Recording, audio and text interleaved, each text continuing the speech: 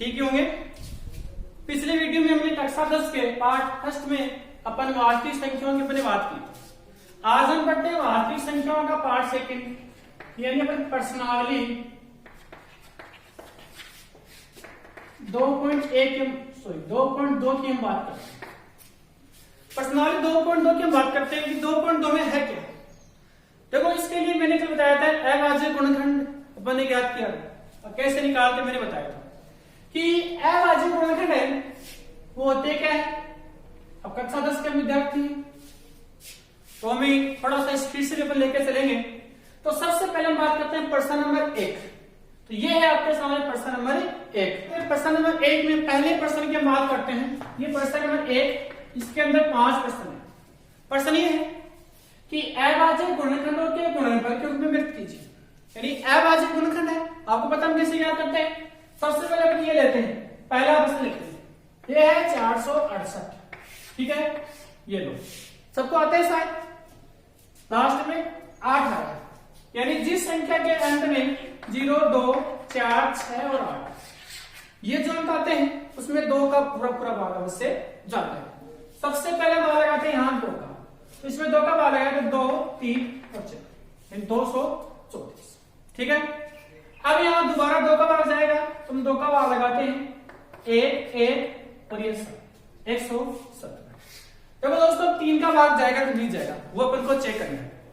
तो देखो 7 और 7 एक 8 और 8 एक 9, यानी 3 की भाजकता का नियम हमें क्या कहता है। 3 की भाजकता का नियम कहता है कि दी गई संख्या के अंकों के योग में यदि 9 का भाग जाता है तो दी गई संख्या में भी 9 का भाग जाएगा। तो 7 एक 8, 8 एक 9, यानी 9 है और 3 से पूरी डिवाइड होती है, तो 117 भी अपनी 3 से पूरी डिवाइड हो जाएगी। तो अपन 3 का यहाँ भाग लगाते हैं, 3 से अपन इसको डिवाइड करते हैं तो हमारे पास आता है 39, यानी 39। अभी 9 और 3 12, दोबारा 3 से डिवाइड होती है तो अपन 3 का भाग लगाएंगे तो इसमें आएगा 13। अब 13 में 13 एक अभाज्य संख्या है तो इसमें 13 का भाग जाएगा। लिखा हुआ है कि गुणनफल में व्यक्त हो, तो गुणनफल व्यक्त कैसे करेंगे। देखो हमारे पास है 468, ठीक है। ये 1 और 2 कितनी बार है, 2 बार, 2 की घात 2, ओके। 3 कितनी बार है, 2 बार, तो गुणा 3 की घात, ओके राइट। यहां 13 बच गया तो गुणा में कितना, ये अपने पास गुणनफल के रूप में व्यक्त अपने कर दिया। आशा करता हूं कि आपको ये अच्छी तरह समझ में आया होगा। बस कुछ नहीं करना, हमको यहाँ भाग लगाना है।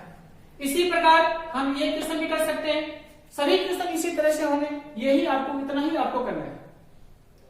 हम बात करते हैं अगले वाले प्रश्न में, इसी प्रश्न की बात करते हैं दोबारा।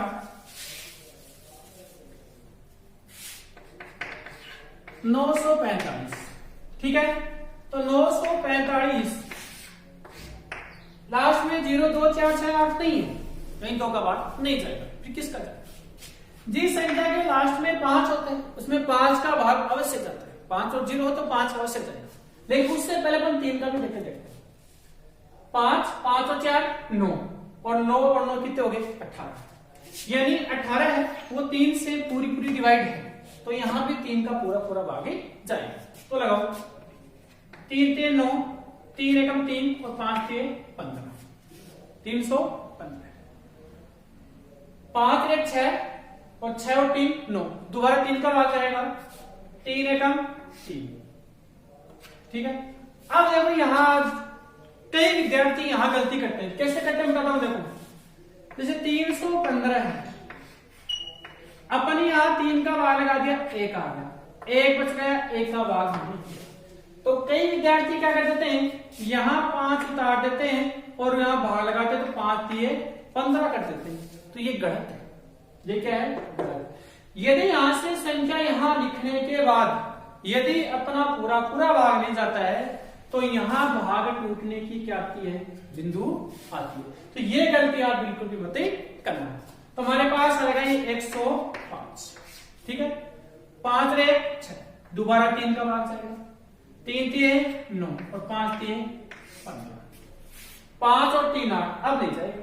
तो क्या करेंगे, 5 लास्ट में 5 का जाएगा तो 5 का भाग इसमें कितनी बार, 7 बार, तो ये 7। हो गया। तो लिखो इसको 945 बराबर 1 2 3, तो 3 की घात 3 गुणा 5 गुणा 9, सॉरी 7, ये लो हो गया। आगे तीनों प्रश्न आपको इसी तरह सेम टू सेम इसी विधि से आपको करने हैं। आशा करता हूं कि आप तीनों प्रश्नों को आगे यहां से करो। यदि किसी को कोई प्रश्न नहीं आए तो आप कमेंट में लिख दीजिएगा, मैं अगली वीडियो पहले उन्हीं प्रश्नों का सॉल्यूशन करूंगा, उसके बाद मैं नेक्स्ट प्रश्न शुरू करूंगा। तो यहां से आप अच्छी तरह समझ गए। अब हम बात करते हैं आगे प्रश्न नंबर 2 की। पहला प्रश्न है कि 96 व 404 एलसीएम ज्ञात करना है और ये सिद्ध करना है कि एलसीएम गुणा एलसीएम बराबर पूर्णांकों का गुणनफल। ये आपको क्या करना है, इसमें सिद्ध करना है। तो सबसे पहले आपको एलसीएम और एलसीएम ज्ञात करना पड़ेगा। तो देखो एलसीएम और एलसीएम पर अभाज्य गुणनखंड विधि से अपन ज्ञात कर सकते हैं। तो ये कितना है 96, तो सबसे पहले करते हैं इसके अभाज्य गुणनखंड। तो देखो यहां से लगाओ 2 का भाग, कितनी बार जाएगा 48 बार, 2 का भाग दिया 24 बार, 2 का भाग दिया यहां से 12 बार और 2 का भाग दिया 6 बार और ये 3 और ये हो गया। अपन इसे क्या करते हैं 404, देखो 2 का भाग देंगे 202 बार, 2 का भाग दोबारा दिया 101 बार। अब 101 अभाज्य संख्या है तो इसमें 101 का ही क्या जाएगा, भाग जाएगा। तो देखो यानी 96, इसको हम क्या लिखेंगे 1 2 3 4 5, यानी 2 की घात 5 गुणा 3 की घात 1। ओके, 404 को हम क्या लिखेंगे कि 2 की घात 2 गुणा 101। अब यहां तक अपना हो गया। अपन को निकालना है पहले एलसीएम, तो अपन का बात करते हैं एलसीएम की।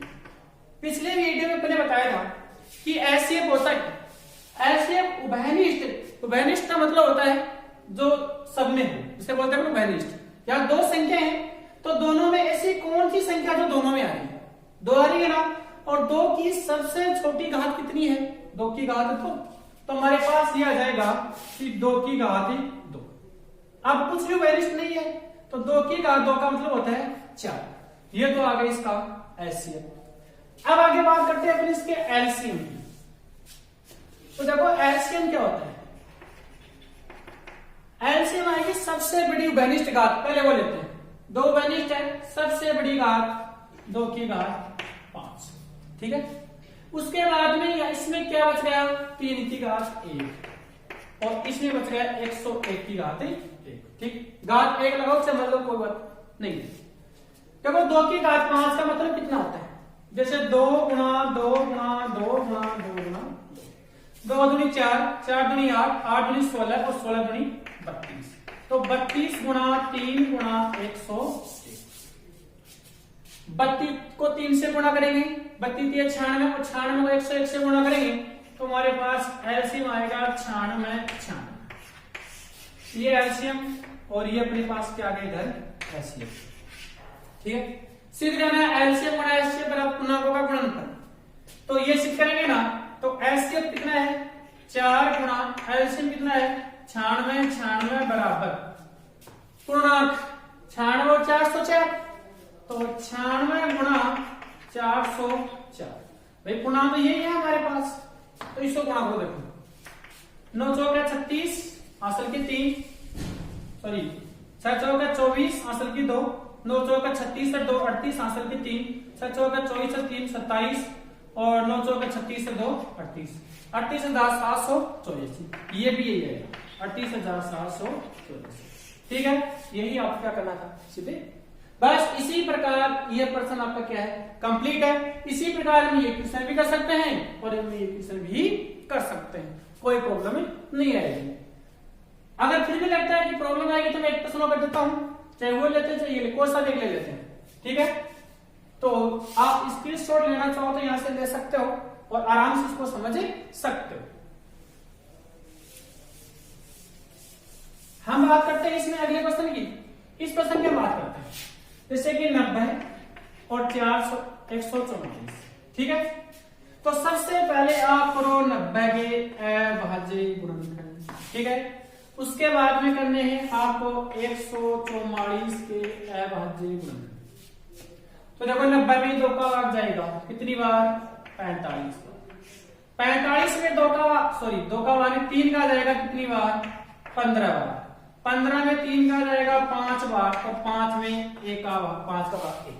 ओके, इसमें लगाते हैं 2 का भाग जाएगा 72 बार, इसमें लगाते हैं 2 का भाग 36 बार, इसमें लगाते हैं 2 का भाग 18 बार, इसमें 2 का भाग 9 बार, इसमें 3 का भाग 3 बार और 3 का भाग 1।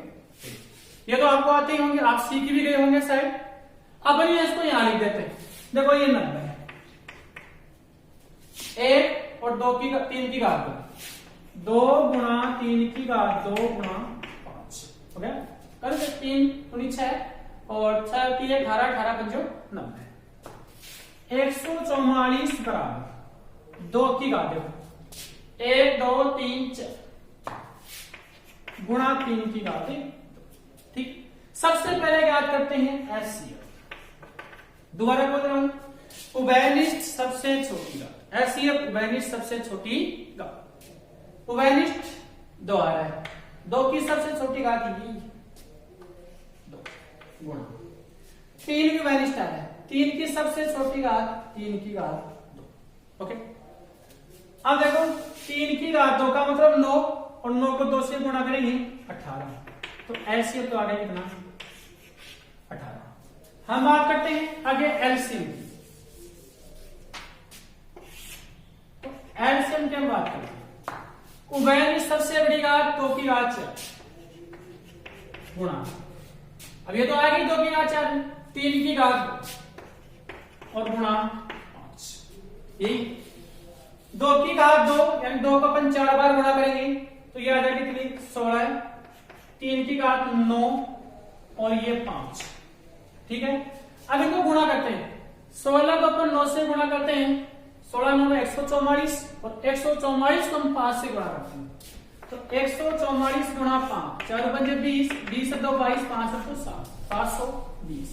तो हमारे पास एलसीएम आ गया 720।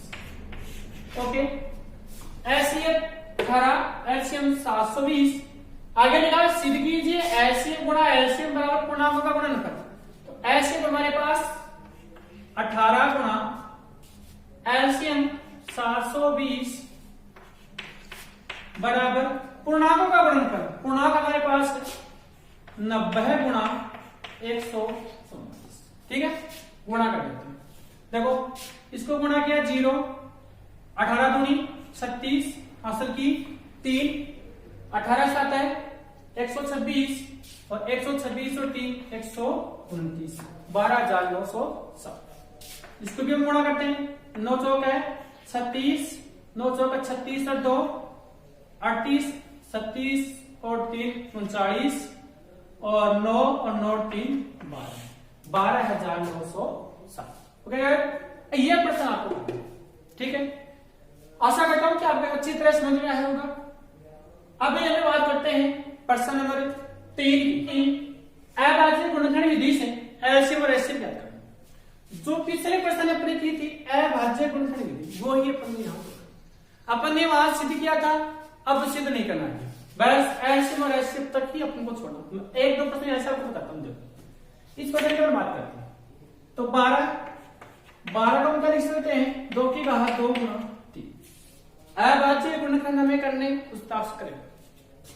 15 है, 15 को 3 गुणा 5 और 21 को लिखेंगे 3 गुणा 7। ओके, अब लिखते हैं एचसीएफ। देखो एचसीएफ तीनों में क्या रहे? केवल 3 क्या है? एचसीएफ कितना है? ओके, बात करते हैं एलसीएम की। तो देखो एलसीएम कितना आएगा? यहां से सबसे बड़ी घात 3 में लेते घनिष्ठ है ना एक बार, तो 3 आ गया। यहां क्या बच गया? 2 की घात 2। ओके, यहां क्या बच गया? 5 और यहां क्या बच गया? 7 पंजो 35 और 35 2 की घात 2 का मतलब 4।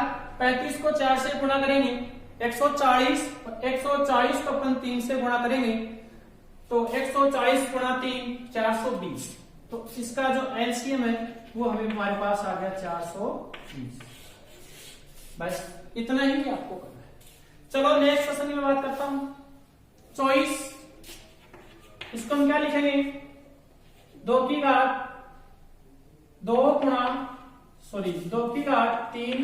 3, 2 की घात 3 8 और 8 दिए 24। 15 की हम बात करते हैं तो 3 गुणा 5, 36 को अपन क्या लिखेंगे? 2 की घात 2 गुणा 3 की घात 2, ये 9 और 9 चौके 36। बात करते हैं अपन एससीएफ की। अब देखो एस वो निकाल रहे हैं, सबसे छोटी वैनिस्ट का, सबसे छोटी तीनों में क्या रहा है?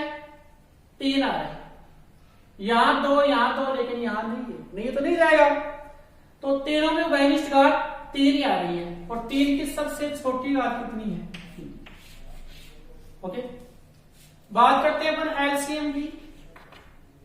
तो एलसीएम में सबसे 3 तीनों में आ गया ना। 3 की सबसे बड़ी घात 3 की घात, 2 की सबसे बड़ी घात 2 की घात 3, और ये कितना बन गया इधर? 5। ये 9 हो गए, ये 8 हो गए, और ये 5 हो गए। 8 बन जाओ 40 और 9 चौके 36। तो एलसीएम हमारे पास आ गया 360। ओके, आशा करता हूं कि ये आपको समझ में अब आगे वाले सारे के सारे क्वेश्चन की आपको एक बार कोशिश करनी। हाँ, दूसरी बात, जो अभाज्य संख्याएं होती हैं, सॉरी सहभाज्य संख्याएं होती हैं, उनका जो एलसीएम वो 1 होता है। इस क्वेश्चन पर बात करें, इसका एलसीएम कितना आएगा? 1 ही आएगा। क्यों आएगा? क्योंकि इसमें 17 के अलावा किसी का भाग नहीं जाता, इसमें 23 के अलावा किसी का भाग नहीं जाता, इसमें 29 के अलावा किसी का भाग नहीं जाता। ठीक है, अपन बात करते हैं आगे प्रश्न नंबर 4 की। किसी खेल के मैदान के वर्ताकार तट पर मैदान का एक चक्कर पूरा करने में रमन को 18 मिनट लगते हैं तथा अनुप्रिया को 12 मिनट लगते हैं। यदि दोनों एक ही स्थान से एक ही समय पर चलना प्रारंभ करें तो बताओ उन्हें कितने समय बाद वो मिलेंगे। देखो जैसे कि अपन मानते हैं, माना ये कोई वर्ताकार खेल का मैदान है, ठीक है। अब यहाँ इन दोनों का स्टार्टिंग पॉइंट है, यानी यहाँ से शुरू करते हैं। ये तो ये और ये मानते अपन रमन है, और ये मानते अपन अनुप्रिया है, ठीक है। दोनों यहां से चलना स्टार्ट करते हैं। अब मुझे एक बात बताओ, ये रमन है, यहां से दौड़कर ही आएगा तो 18 मिनट का समय लगाएगा ना। अनुप्रिया है, ये दौड़ के आएगी तो 12 मिनट का समय लगेगा। तो मुझे ये बताओ कि ये दोनों 18 मिनट से पहले यहां मिल सकते हैं? कभी नहीं मिल सकते, क्योंकि रमन अनुप्रिया 12 मिनट में आएगी और रमन कितने देर में आएगा? 18 मिनट। यानी रमन क्या है? स्लो है, यानी धीरे चल रहा है, धीरे दौड़ रहा है, तो इससे ज्यादा समय लगेगा। तो हमें याद करना है क्या? एलसीएम। क्या याद करना है? एलसीएम। तो कैसे निकालेंगे? रमन को एक चक्कर पूरा करने में समय लगता है, रमन एक चक्कर में समय लेते हैं कितना? 18 मिनट। ओके, बात करते हैं अनुप्रिया। एक चक्कर में समय लेती है 12 मिनट। ओके, अपन को याद करना है क्या? एलसीएम 18 और 12, ठीक है। तो 18 के अपन अभाज्य गुणनखंड करते हैं, कितना आएगा? 2 गुणा 3 की घात 2। 12 के अपन अभाज्य गुणन करते हैं 2 की घात 2 गुणा 3। ज्ञात करना है क्या? एलसीएम, ठीक है। तो देखो 2 वैनिस्ट आ रहा है, 2 की सबसे बड़ी घात 2, 3 वैनिस्ट आ रहा है, 3 की सबसे बड़ी घात 3।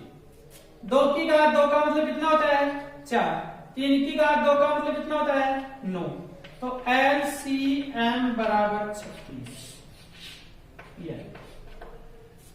अगर समझे, यानी आपके पास 18 और 12 2 है।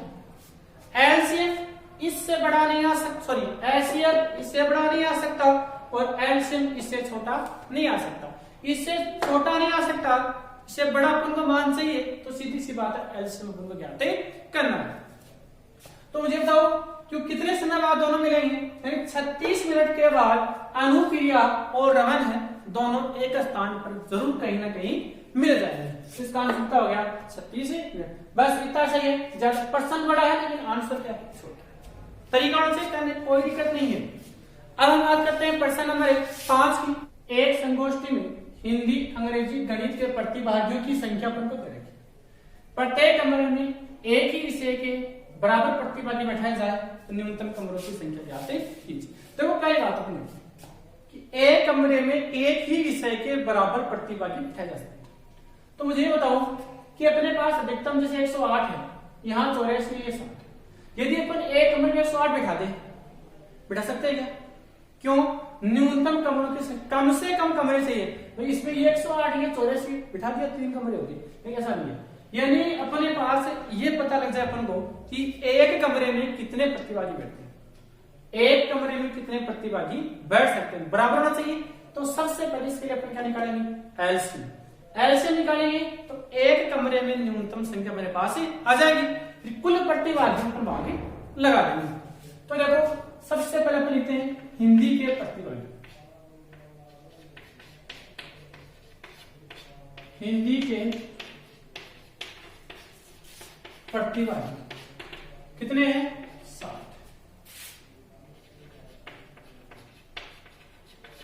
अंग्रेजी के प्रतिभागी 84 और गणित के प्रतिभागी कितने हैं? 108। पहले निकालो एक कमरे में न्यूनतम, एक कमरे में न्यूनतम प्रतिभागी, सॉरी एक कमरे में प्रतिभागी। तो देखो इसके निकालेंगे अपन एलसीएम। क्या निकालेंगे? एलसीएम 60, 84 और 108। तो लिखो 60।